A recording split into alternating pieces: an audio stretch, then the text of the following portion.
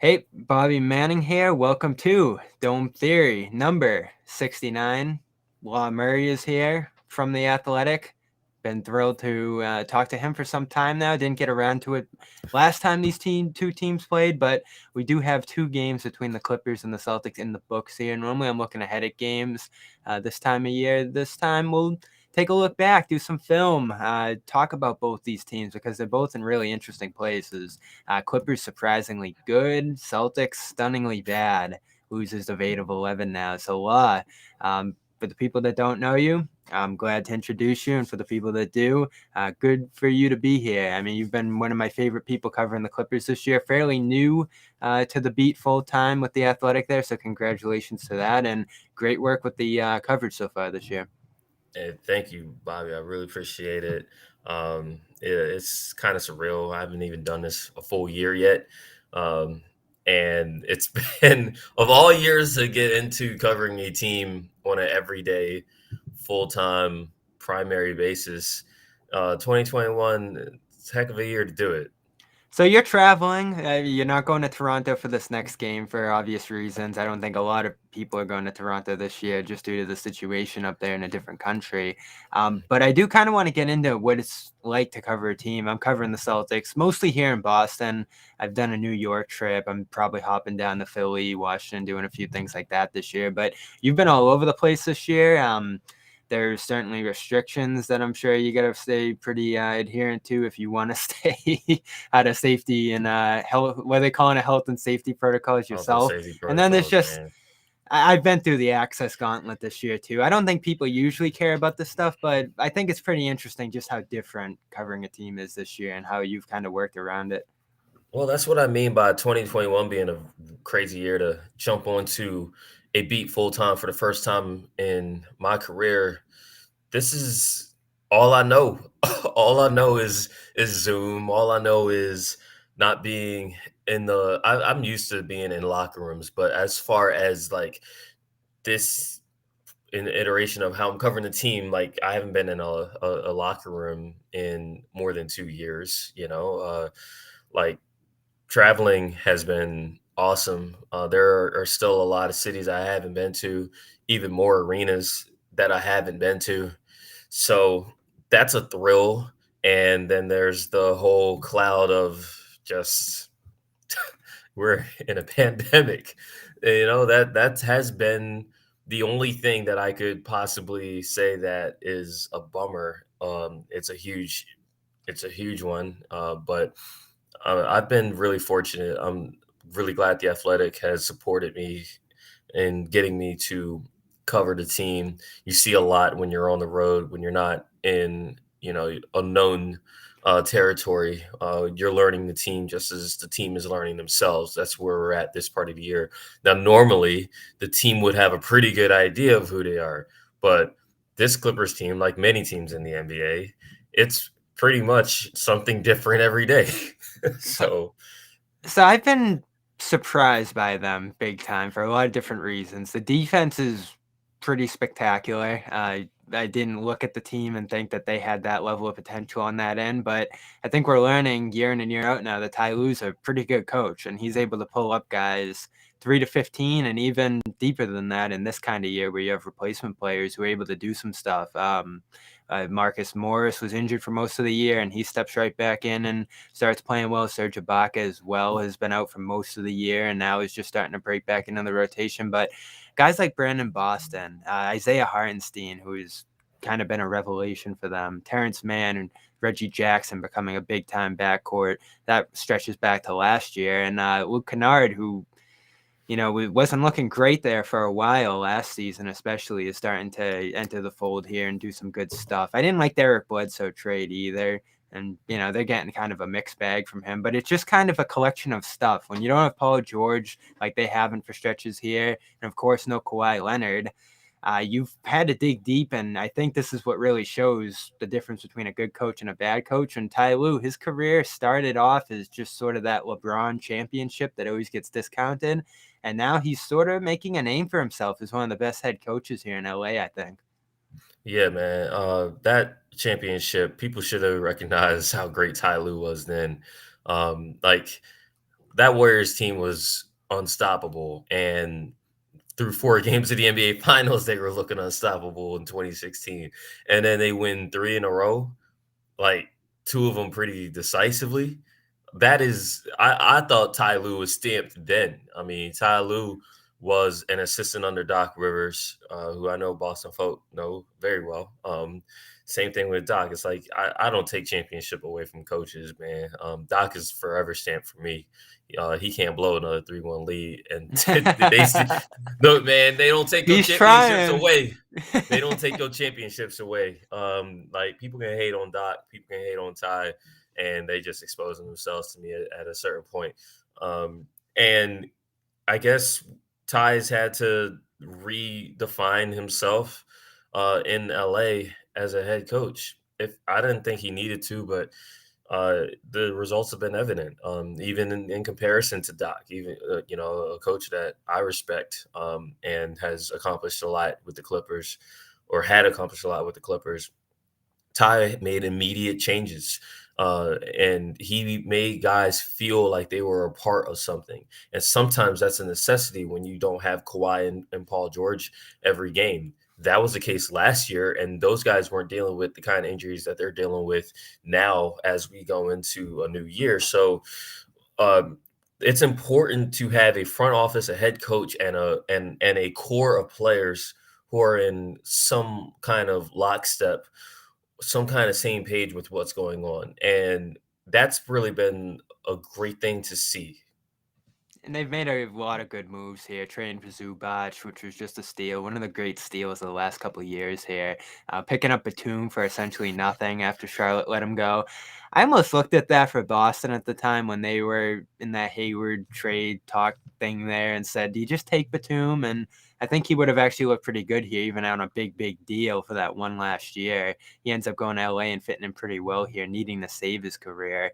And then even just like a draft pick like Boston, who fell so far. A lot of Boston people looked at him and were like, all right, he's falling, grab him. And I think he actually kept sliding past the Celtics there. So they end up sneaking a pick here where they really haven't I had mean, many draft you, you picks. know, And you know, you know, the Celtics like them draft and stash guys. yeah. I mean, he Yeah, has been. Yamadar 1 year, Beggarin, right? Begarin has been getting Disappears. rave So reviews, but we're so far from that. It's yeah, just a sign of a good organization. You said before we came on here, like some coaches are handling this year better than others. I think some organizations are handling this year better than others, and the Clippers just they kind of get rave reviews for all of this. And there's a lot of stuff we can talk about here, but if you had to point out like one story out of the start to this year from this team that sticks out the most to you, what would it be? honestly, it is the defense for me. With so many moving parts, with I don't look at this as hey, they don't have Kawhi. It's like, well, yeah, they don't have Kawhi. Kawhi hasn't played, so I don't really look at Kawhi as a part of the on court product of this team. He is certainly a part of the organization. He is part of what their future is, Is he but gonna he play this is. year? Should I sneak I that one in here? I mean, that's everyone's question. hmm And shoot, I ain't Ollie from Family Guy. You know what I'm saying? I can't tell you. Kawhi told us media day that when he is ready, it's quote, it'll be out in the public. Like Kawhi has a very specific way of terming things. So Kawhi wants to play, and I think that the Clippers are going to support him in his rehab to allow him to play. That makes every single game mean something. Every win is theoretically a win that gets Kawhi closer to play, and every loss is one that theoretically pushes Kawhi away. Not Kawhi like as in himself wanting to come back, just the logistics of it. Look at the hmm record. Look at the standings in the West. The West is, what some people would conventionally call a garbage fire right now, Yeah, and that's helped compared for to sure. how compared to how most 21st century NBA fans are used to seeing the Western Conference standings. So, even in this mess of personnel morass, like they're in a decent spot. Like, they can They're in play handle a for home five. court. Yeah, they can handle a 5-game losing streak and not fall too far off because the West is I mean, the West blows right now. like Yeah. like and the Clippers haven't lost that many games in a row. You know, they've lost 3 in a row a couple times, but they haven't lost that fourth game. They haven't dipped below 500 after starting 1-4. So I think Kawhi, he signed the contract that he signed, and he was very open about this on media day because he didn't want the questions of being in a contract year while rehabbing. He No. wanted to play, and he cares about this organization. He clearly cares about being a Clipper, wanting to get back on the floor, and the Clippers can't rush him back, but they also, they're not going to rule him out for the year either. Yeah, and they have slid a little bit over here over this last stretch, but like you said, they can afford to do that. They can afford to be careful with George's elbow, which is probably becoming a little They bit of don't a have a bleeding. choice. Yeah. Paul has a legitimate injury. They Hmm. already were careful. Now it's like, well, this ain't they're gonna rest him, and And that's something who he's knows had when trouble you with see in him the back. past. Yeah. Right. That's a scary one. And, I think they've been optimistic. You hear what Jerry West is saying and all this stuff about Kawhi. Like, I think there's a power to being optimistic about that just to keep everybody invigorated toward him possibly coming back. Even if it doesn't happen, you're going to end up in a better spot just by playing toward that. But it is tricky timing wise, right? Because normally that takes about a year. He got hurt pretty deep into the postseason, and that postseason was delayed, like deeper into the summer there. Right. So he's up against it for sure, I'd say. Like, I would still be surprised if he's back playing, especially at a high level. And if you're talking about throwing him out there, it's going to be like in the heat of postseason competition, right? Like, there's going to be no easing him in. Maybe he plays off the bench and you play him in a smaller role, but you want him to be. Kawhi ain't coming off the You want him to be bench. you want him to be Kawhi Kawhi ain't when coming he's off the bench, man. you want him to be This ain't a Kawhi when role he's back. player. Yeah, and so you're Yeah, not rushing that. He's signed long term. George is locked in there. So even if you got to just have like a Cinderella run this year, feel good about yourself, and then come back next exactly. year and actually contend. Like, that's probably the smart way to do it. Look, this year the pressure was on the Clippers last season. Okay, they had to respond to blowing a 3-1 lead and doing it in a fashion that caused some fissures within the whole organization, the players, the coaching staff. They had to change coaches. That's not something they wanted to do, but that's something that they felt like they needed to do. And then even then, like there was jokes coming from the outgoing coach about didn't do that much to change the roster. They let the sixth man of the year sign elsewhere, and of course, the elsewhere turned out to be across the hall, and they bring in one of Kawhi's guys who turned out to be, you know, not 100% at any point in Serge Ibaka.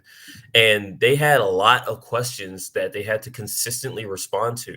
And they did that. They did that in the regular season. They did that in the postseason, 3 different rounds. Even in the conference finals, they lost it, but they competed, even though they were shorthanded, not even beyond Kawhi Leonard. Obviously, again, Serge was out. So this is a team this year. They have their contracts locked in. They got the good vibes going. And the only thing really that the Clippers need to do is to maintain that. It's one thing to build a culture, it's one thing to restructure something, but it's another thing to manage relationships over the course of a year. That is difficult. That's something that gets taken for granted all the time. And you see teams that seemingly look like they had it all together, and by the end of the year they can't stand each other, or something else is going on, and then you got to rebuild your culture all over again. That's a And challenge. And I would love covering this team. Like, you just think of all the different stories down the roster, whether it's Man becoming what he's become out of Florida State, and so many of those Florida State guys have become awesome players at this point, and he kind of headlines them there. Marcus Morris, I guess the announcers call him senior. The Clippers Yeah, announcers, like, that's yeah. become a Ain't whole a lot thing of around seniors him. in the NBA, man. I love Morris. I loved him in his time here. He was like screaming in LeBron's face and Thompson and like all the stuff he does just for a team on the I court mean, he and from my just he from my hometown. oh man. Yeah, we both from Philly. And then, Only, when the playoffs you come know, around, Markieff is going to be there. Like, well, he's going to be in the playoffs himself with the Heat, but that was something you had when Markieff was, I forget where he was at that point, but Marcus was in the playoffs with the Celtics, and you had Markieff there sitting front row in his Washington. Yeah, I jersey. remember those. Yeah, I remember Markeith would come through. I hope Markeith gets well. It's a damn shame that he hasn't played in That more was than a month weird, huh? due to the whiplash with that altercation with Jokic. So that's I'm not passing judgment. Like I just hope that he is going to be able to get back on the floor. It's not Yeah, his first neck issue. So there's added concern there with Markeith. he did tweet out something optimistic the other day, which was good. But man, that did start pushing 30 games this week, which is nuts. Just the amount of time he's missed there. So yeah, like I said, this is just a fun team to cover. The Celtics are not. It's just a slog every single day that either leads you toward Man, it's a like that every year with them. yeah, you're either left with a blowing it up discussion or some sort of trade machine thing, or just misery, saying everybody stinks up and down the roster for an hour and trying to play the blame game. They've moved toward the coach, the fans have, over the last couple weeks here. They've obviously already changed coaches within the last week or so here. So that's not fun. Like, I'd much rather talk about this good vibes you're talking about with the Clippers here and just like what they're becoming in LA. You've written about the Clippers in past spots. I don't know like how big of a fan you were in the past of the Clippers or like what kind of your connection is to the team there, but it's always interesting with them, right? Because it's a Lakers town. The Clippers are trying to carve out their own brand here, but I find it interesting for a writer like you, who you kind of find yourself writing for. Is there a growing contingency of Clippers fans in LA? Are they kind of scattered all over the place? Like, what have you noticed in terms of the people who are I drawn to mean, your coverage closest? like I'm from the East Coast, and I'm also a kind of a troll, so I don't really subscribe to being a fan of any one team.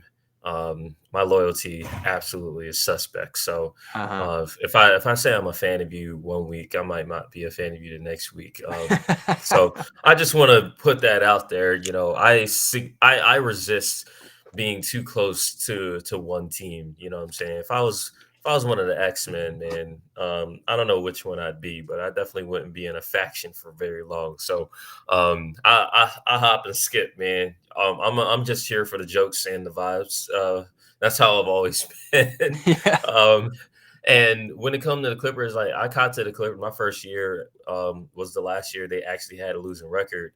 But that was also the first year Blake Griffin was playing NBA basketball, coming off of his Clippers integrated sabbatical because you can't have a number one pick without them having some kind of delay with the Clips. So of course he misses his rookie year. He comes and plays. He jumps over a car, wins rookie of the year. All Star was in LA that year too. I mean, the Clippers were to me more exciting than the Lakers were in the 2010-11 season. That was my first year in LA, and of course I I think they hadn't liked. still are. I mean, I look if you're just being real, like the Clippers have. I mean, it's not a big thing to say the Clippers have been the better team. Like the Lakers have had one season where they advanced further than the Clippers since 2011, and that was obviously in the bubble. Mhm. So again, I don't take championships away, and but the reality is like the Clippers, they've been the better basketball team. The fact is, people don't care about who is a better team in the current day in a period of time. People are going to get their jokes off. They're going to get their confirmation bias off, and that's that. Goalposts will get moved. So, I mean, there are just like there are people who walk in LA.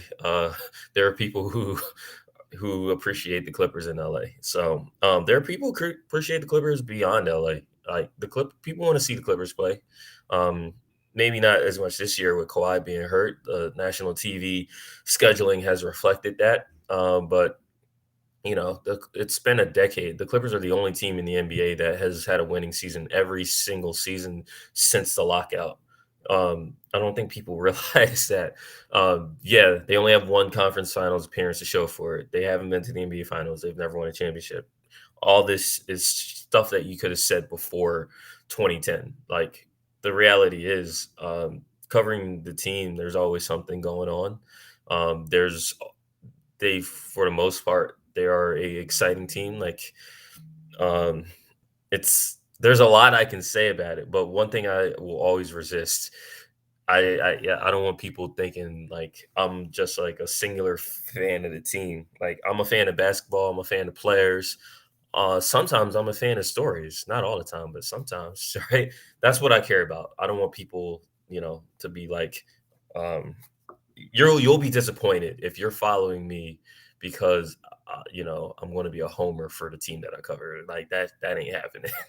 Yeah, that's generally where I'm at with the Celtics at this point. There's kind of a, especially for me, and I did grow up being a Celtics fan. There's a coldness kind of to seeing under the hood a little bit, seeing how things operate, seeing just what kind of Yeah, this has become organizationally here. Like I'm not crazy about the way the team's kind of conducted itself over the past couple of years here. Like, the fan in me looks at it and wants to see some things change here, and that makes it all the more easier for me to go in on them a little bit when it's necessary.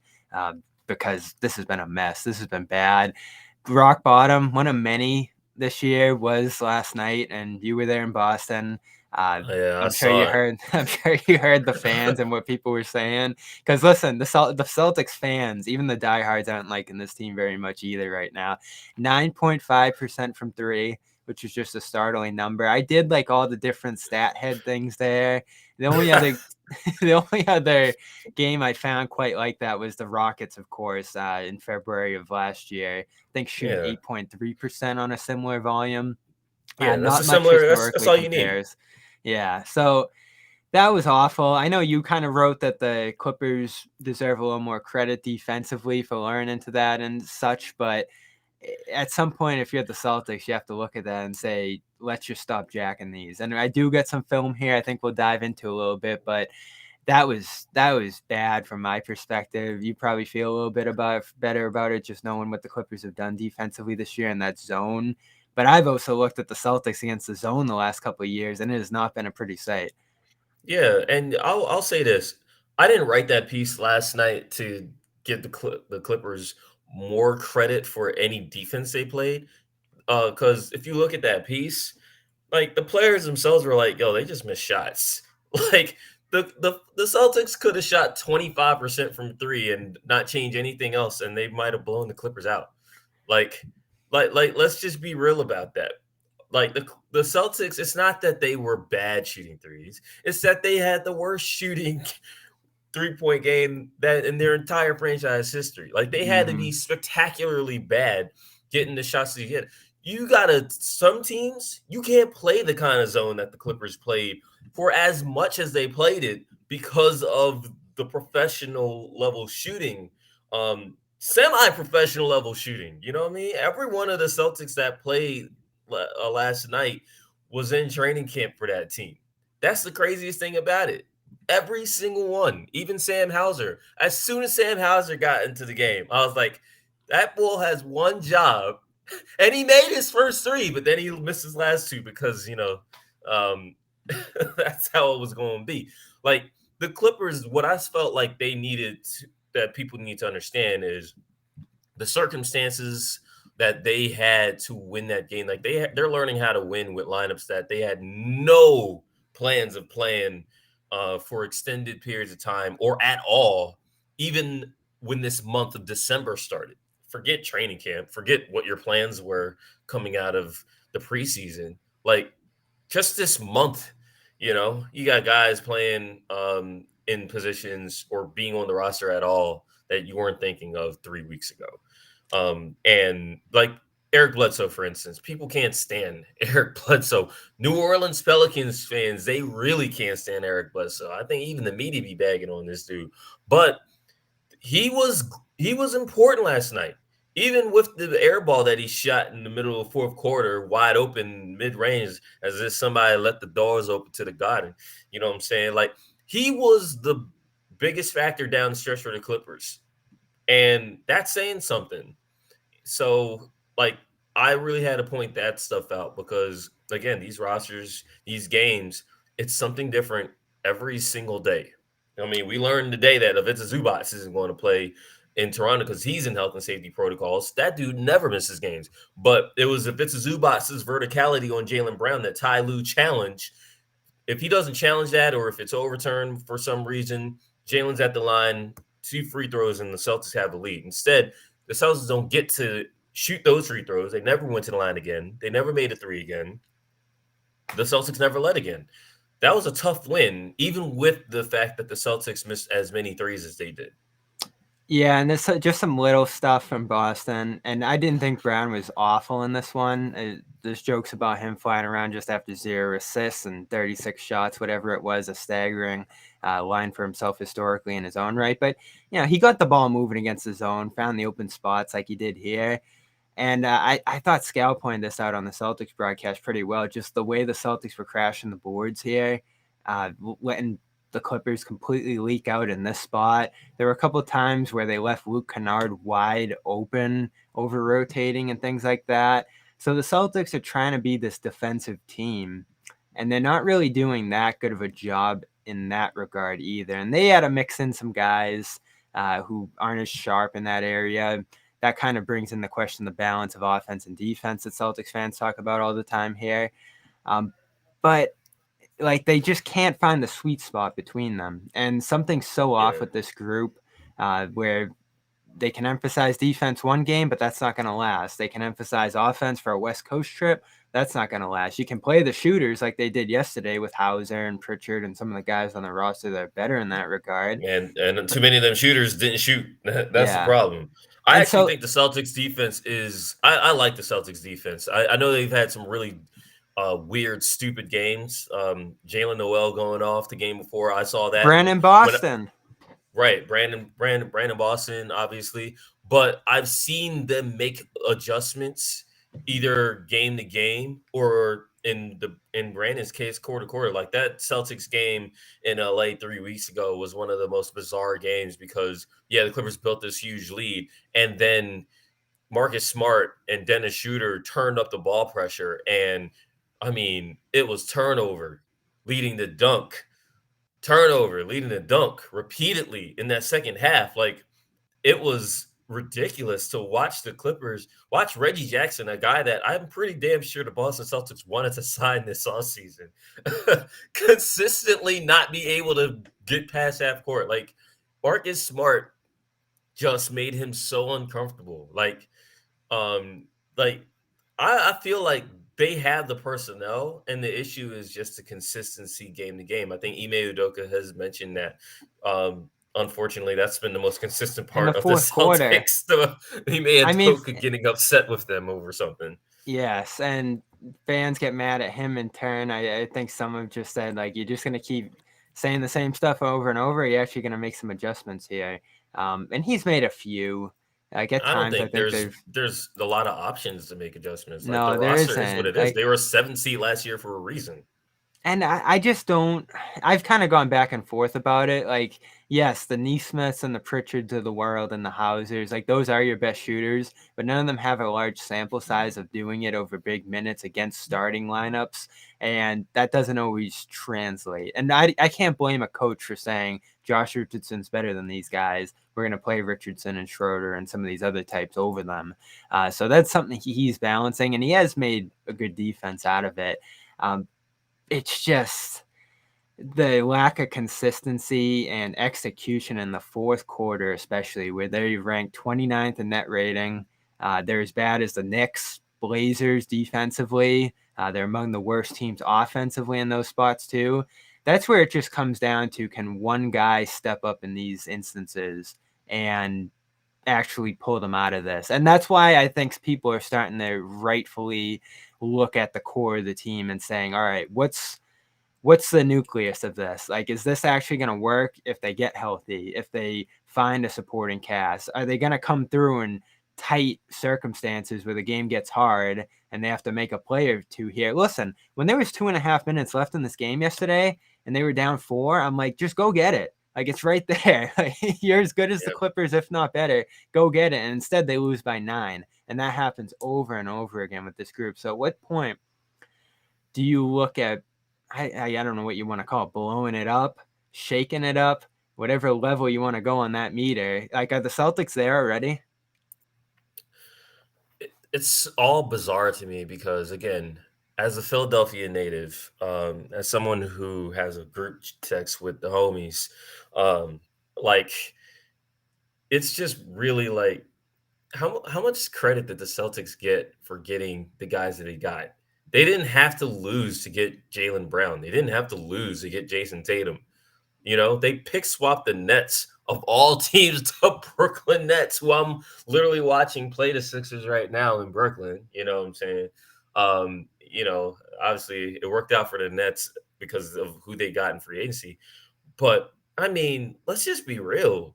The Celtics were supposed to have won because they got actual good top three pick talent, in back to back drafts and at a position that I feel like is the most valuable in the NBA. We're always trying to decrease the importance of the big men in the NBA. We're always talking about, oh, this point guard does this. It's a point guard's league, but in reality, the rules have created the point guard play. That's why if you have a list of 30 teams and you just list their point guards, you're probably happy with point guard number 20 on that list because the league is oversaturated with talent and what that talent can do in today's game. The wings, if you have if you have dynamic wings, that's where you can really do something special in the league. And damn it, the Celtics have two of them. I cover a team with two of them, in Paul George and Kawhi Leonard, and it's like you keep that. You keep that. Don't blow. If there's a quote unquote blow it up, it's got to be something around Tatum and Brown. Now, I will say this: Tatum and Brown, there's one issue that I consistently have with those guys, and you mentioned it earlier briefly. Neither one is a good enough playmaker. I watched Jason Tatum play without Jaylen Brown in LA 3 weeks ago, and he struggled to make the right play consistently. He struggled to protect the basketball. Jaylen does a slightly better job of protecting the ball, but Jaylen still is not a natural playmaker either. He has more And one assists of those he has more turnovers than assists this year actually at this point. So that's what I'm saying. Like yeah. one of those guys has to develop some kind of playmaking, and that takes a while for some guys. It took a while for PG and Kawhi. It took Kawhi until last year with playing for Ty Lue, and actually that a process that started the year before with Ty as an assistant and Doc coaching Kawhi for Kawhi to be a playmaker for others on par with some of the elite wings. That was the final piece for Kawhi. PG, same thing. It took PG working with Chauncey Billups to really be like Ty basically told those dudes, you guys want a better point guard? Y'all do it. And I don't And that's know what Ime's telling these guys, yeah. exactly. And that is a process. It takes some time. These guys are outstanding talents, but they're young.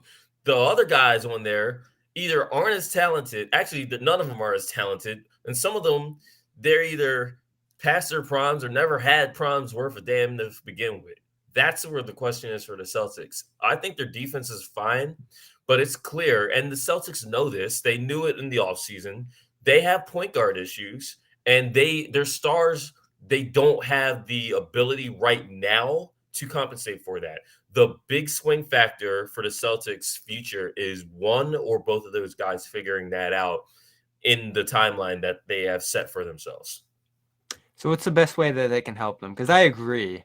Yeah, you can't give those guys up. You're selling low if you are. In fact, Zach Lowe kicked around deals today that on his podcast that shouldn't get anyone too excited, like Melton and Bane from Memphis. In fact, that will make Celtics fans rip their hair out because they drafted Bane and gave him up to dump Ennis Cantor. So like selling low for Brown just to bring him back to town, I don't think would have anybody too excited. You got your 1-for-1 deals that I don't think are that realistic, like Lillard, like Beal. I think those teams would actually want more than Brown in those circumstances to give up their stars, just because teams don't give up their stars. Like they really have Yeah. to be enticed to do it. They're starting over essentially if they're doing that. And then Simmons, I mean, I just roll my eyes at that one because how are you going to trade Brown for Simmons when I think Brown's better Oh, than that would be Simmons. hilarious because I heard like I know That's what Celtics Philly fans fans are begging love. for. Yeah, I know Celtics fans, they love to get on Simmons' inadequacies, and that would be chef's kiss if Ben Simmons were to go to Boston, whether he's good or not. Like, oh man, I would love to see that. I would I'm not love to counting see on that. that one. I don't think the Celtics would get more in that deal either, the way Warriors handled this. He actually thinks Yeah, Simmons should be the guy that the Celtics are giving up more for, and other teams are. And you see the trade demands he's had from Golden State and other yeah. groups. Like, it's But not. Go ahead. here's the thing though. Like, I'm not big on trading, big pieces for star point guards. Like, unless it's, you know, the Chris Paul level star like that. But that makes sense because of what the Suns gave up and the timeline that they're on. You see I what I'm think saying? Like, everybody would go back and do the Paul thing if they could in retrospect. yeah, like so another like with the Celtics, it's like don't give up your big piece to like find a way to get a competent point guard, but then you have to support that too. Like they've had Kemba Walker, they've had Kyrie Irving. Hell, they had Isaiah before, they got the best of Isaiah Thomas. Like They had Hayward, what who had some point guard qualities to him. yeah, I thought Hayward was really good for the Celtics. And clearly Gordon saw what it was with Jalen and with Jalen, and Gordon was like, "I'm still a player who can do more," and he's done that. I know people love to talk about Lamelo, but I think what really makes the Charlotte Hornets go is the fact that they got a guy on the wing in Gordon Hayward who consistently gets it done when he's on the floor. Everyone remembers Lamelo getting hurt, but damn it, when Gordon Hayward got hurt, they weren't able to replace that level of production. I don't think Gordon made it back. LaMelo made it back. I don't think Gordon made it back, and that's what kept the Hornets, who were hovering top four for a long time last season, out of the playoffs entirely. They got Yep. blasted in the play-in by a team that wound up replacing their coach for the second year in a row, for crying out loud. Like, people forget that Gordon Hayward is really good, and what can Gordon Hayward do that Jalen and Jason were saying needs to develop? Yep. Gordon, you Pass. can give him the ball, and he can make the right play consistently. I think there's a chance this team could have won the championship if he didn't get hurt in the bubble there. I mean, they were rolling. Maybe they don't Yeah, beat Miami. There's certainly a case they don't beat LA.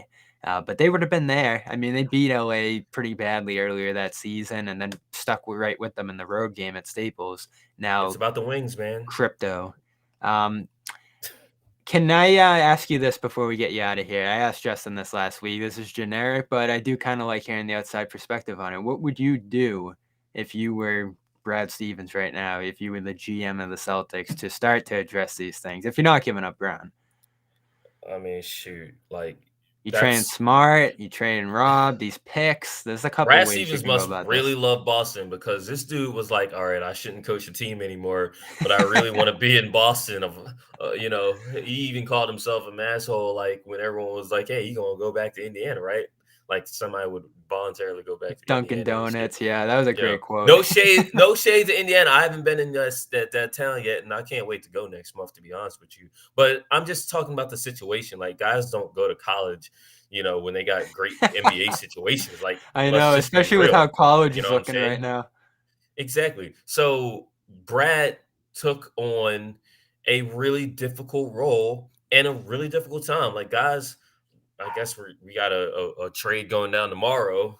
So sound the alarm. But it took until the last day of December for a trade of any kind to happen, and that's not an accident. Like again, you got damn near 100 players, probably more than 100. I'm not keeping tabs, but you got that many players who weren't in training, who either weren't in training camps or certainly weren't on opening day rosters, who are playing games in the NBA right now. This isn't even 10-day contract season, but it's now modified 10-day contract season because of the pandemic and because of the Omicron variant. That makes being a general manager very difficult at this time of the year. If you're Brad Stevens, what? You're going to have phone calls with GMs who are trying to find the ninth and 10th guy on the roster to play a game and keep it from being postponed. That's really difficult. So good luck to Brad Stevens. Honestly, I would kind of stand pat and just hope that you can get more time with Jason and Jalen on the floor at the same time. One thing the Clippers didn't see, and byproduct I didn't see, is you didn't see Jason and Jalen in the same game against the Clippers. Like, I mean, the Clippers aren't going to apologize for it. Again, the Yeah, Celtics in didn't either see game. Kawhi or PG in either game, right? But that is the thing. If you got a team with stars, you want to get those stars playing together. It didn't happen in the postseason last year. It hasn't happened often this year because of issues related to either COVID or injury. And I look at Jalen last night and I see a guy who's still trying to find his rhythm. As simple as that. And guess what? Jason Tatum's going to come back, a dude who already had COVID, and you saw what the effects of it last year that it had on him. He overcame that, but it's about consistency. It's about continuity. And I think the one thing Brad Stevens should do is he needs to really support his head coach, because it's clear that Ime's going through it right now. They picked him. There's a reason they picked him. I think Ime deserved to have a head coaching job, and he's got really difficult circumstances. I don't think a trade, especially one for pennies on the dollar, helps that Boston team in the short term, and it certainly might not help them in the long term. Development's going to be important from Ime's perspective. They kind of got to see what they get with these young guys. I'm at that point in the season. That's probably the season this is becoming. And Brown and Tatum, that's a development thing too, like you talked about for the whole show. They have to get the reps playmaking. I know people went crazy this week at Brown's performance as the lead ball handler, but there's only one way you improve in that aspect. And your comparison to Kawhi and George was great. Like, those are guys who did it and got to that point. And that's what these guys have to get to ultimately. You hope you have the time with the contracts, because after this season, you do start looking at Brown's free agency in 2025 as something that's in the distant future. I think it's 24 or 25, one of those years. You're 2 years away. So you don't have unlimited time there. There's probably some things you have to do around the edges. You got to get these guys shooters. I don't know where Smart's future is with this team. I'd love him to be in Boston forever, because I do think there's all those defensive things and intangible things that he brings that are important, but as your third best Yeah. player on the depth chart. If Marcus is coming off your bench, you're in a great spot. The problem with Marcus is, if you think of him as the guy coming out of Oklahoma State as a point guard, scorer, a guy who could shoot, clearly that's not Marcus. Marcus Smart, and the contracts have dictated this, has rebranded himself in as a guy who is a core piece, a guy who should be playing every night, but not a guy who you need to make plays with the ball. If he's coming off your bench, he is one of the best assets you can have. But I mean, they asked him to start, and what you get is a good defensive team that has some serious issues offensively. Oh, That's especially when you throw that's what you Schroeder have. into that. I mean, that backcourt, that's as bad shooting as you'll find Yep. between two guards. Um, And why do they have Shooter? Because they couldn't get Reggie, and because they had to get off of Kemba, and because like it's been a revolving door. Point guard's been a revolving door in Boston, pretty much ever since Brad got there. Like, I remember when Jordan Crawford was the was the main piece for that team, I'm man. Like, glad you got that reference there in your so arsenal. yeah, man. Like that's just been the case, though, right? It's been damn near a decade, and it's just been since they let Rondo go, since Rondo's ACL tear. It's Smart had a been who's going previous to be stint at as point starter guard. too. Yeah, Isaiah Yeah, was coming off the bench. Smart was starting in that first playoff year. You're so right, and they never yeah, established something there. The Kyrie thing, you wish it worked. I mean, yeah. that's It did work until he got himself hurt, and then he came until he back, left. and yeah, well, he Till came he back, and he decided to was a walk out he the was a door. problem. Yeah. You know, But that's a great one there. You got to find some stability at that spot. I'm not sure Smart is gonna be that. So you start to look at that one a little bit there, and there's an Indiana thing here I'm considering a little bit on the Brown front. I'm with you on Brown. I just don't think you make that move. But if there is something out there, it's probably something that looks like Sabonis, uh, Brogdon, maybe some picks or something there that you can jump Brogdon ain't off and going make nowhere another this move. year. Yeah, in the So offseason. I don't think there's any in-season trade that's going to save the Celtics here. Maybe you dump Schroeder, get that thing handled because he's not coming back probably. So that's probably your in-season thing here. But beyond that, like, you're usually not saving your franchise in season. That's just not stuff that happens at the trade deadline. Transformative stuff. But who knows? This year's weird. You got that Kyrie thing going on. You got the Simmons thing going on. Portland's in flux. Indiana. Like, this could maybe be a big trade deadline year, possibly. I'd be shocked. Just like I said, the rosters are so all over the place. I don't know Oh how yeah, these front that's the other office. factor. I don't even know how these front offices make that happen. Like That's again, not changing. the only reason you're getting a trade likely tomorrow is because of something really unfortunate with Ricky. You know, I mean, I feel so bad for Ricky Rubio and for that franchise because they did it the right way, rebuilding and everything. And this is, you know, the second time that Ricky's torn that ACL. Like if Ricky doesn't tear his ACL, I don't think we're talking about Rondo getting traded anywhere. Colin Sexton as well. That was a tough one for them Right, earlier in the year. right. But yeah, great conversation with Law Murray. Go check out his coverage. He is killing it on the Clippers beat. Enjoyed talking to him here today. He is at Law Murray, LAWMURRAY, the new NUTHENU, Law Murray, the new on Twitter.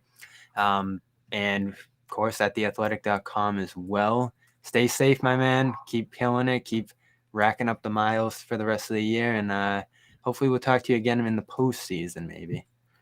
All right. Hey, thank you, Bobby. And, you know, be safe.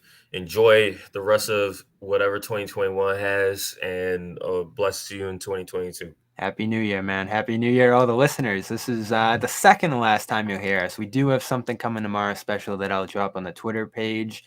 Follow at Dome Theory. Subscribe, iTunes, Stitcher, Spotify, wherever you get those.